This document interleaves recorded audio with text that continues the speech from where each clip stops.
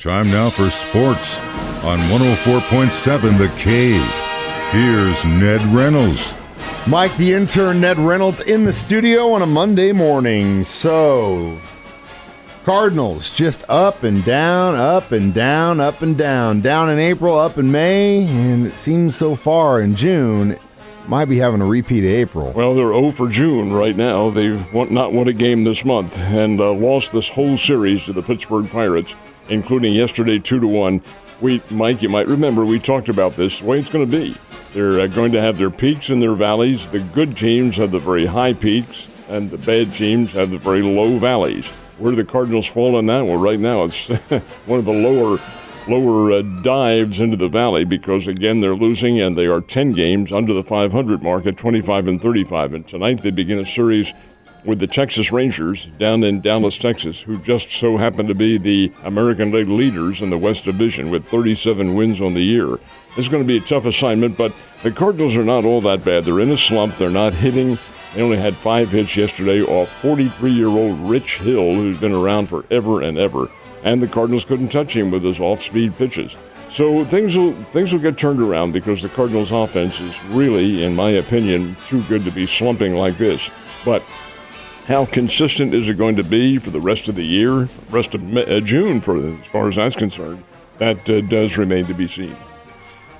Not what you want to hear if you're a Cardinals fan, but yeah, it definitely seems like the type of year they're having. So, state finals concluded over the weekend. Pretty good action. Well, I thought the competition down in Ozark was nothing short of outstanding, and the folks at Sky Bacon Stadium did a great job of hosting it all. The champions include, there are 6 of them, of course, St. Elizabeth, Ash Grove, Licking, St. Louis John Burroughs, Festus, and Liberty North from Kansas City. They all won state championships. Of course, Ash Grove and Licking are from southwest and south central Missouri. Springfield Catholic was number 2 in the state in Class 4. Their runner-up to state champs gave it a great try. Webb City finishes 4th in the state, and Nixa finishes 4th in the state. Hey, that's pretty doggone good representation from an area that does claim, and I think this is accurate, to have the best baseball in the state and maybe in the Midwest. We play it pretty well in southwest Missouri, and I think it's proving themselves in these state championships. Good to see it at Sky Bacon Park happening so close to Springfield. All right, Oklahoma in the NCAA softball finals. They're having a hell of a year. You think they're going to make it all the way? Well, today they go for their 51st straight. 51 straight victories. They're 56th overall. This is a colossus. Anyway, this is the national semifinals in the NCAA women's softball tournament, and for the second time in 4 days, Oklahoma will play Stanford. Earlier, as the lead-off game in the competition, Stanford gave Oklahoma all sorts of problems before the Sooners won it 2-0. Well, they'll play again today, and the winner goes on to the state championships on Wednesday. Now, this is double elimination, and Oklahoma hasn't lost yet. So if by some chance they lose this game to Stanford, yes, there is a second game coming up, and that would be today. But the winner of this is the semifinals, goes to the championship best of 3 coming up on Wednesday.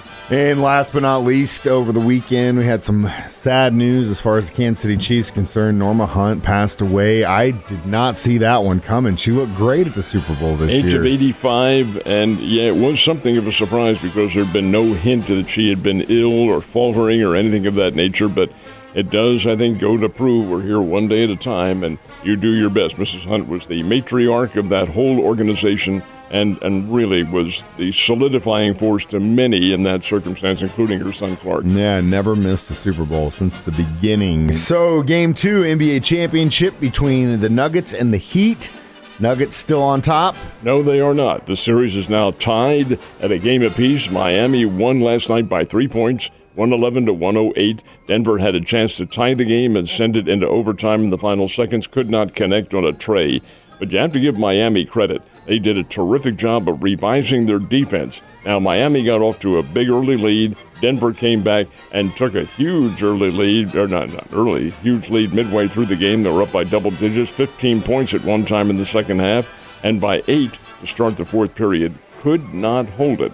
And Miami's defense was the reason. They took Jamal Murray, who is really one of Denver's chief offensive threats, took him out of the game. He only ended up with 18. Now, Novak Djokovic had 41 and 11 rebounds, but did not get a triple-double. Only had 4 assists. They took him away, took him out of his assist game plan. Did have some, but the fact is that Denver was taken completely out of its game plan, and Miami has to take credit for that. They had 4 players in double figures, a couple with 21, and that Jimmy Butler being one of them. And that's good for them. 111 to 108 is the final score. Miami wins it. That series now moves to Miami, and they'll resume it again on Wednesday. Not like I thought it was going to go down, at least this quickly. I thought the Nuggets were going to handle business, but it's not over yet. I'm sure basketball's happy about that. Rich golf tournament over the weekend. It was a thriller. I know my dad was glued to the TV for most of it. It went one hole of sudden death playoff, and I love this paradox, too, because he is the golfing cowboy from Norway.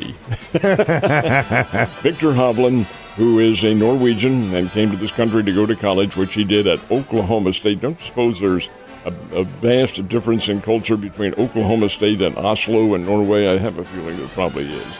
Anyway, here's Victor Hovland, and he is playing outstanding golf.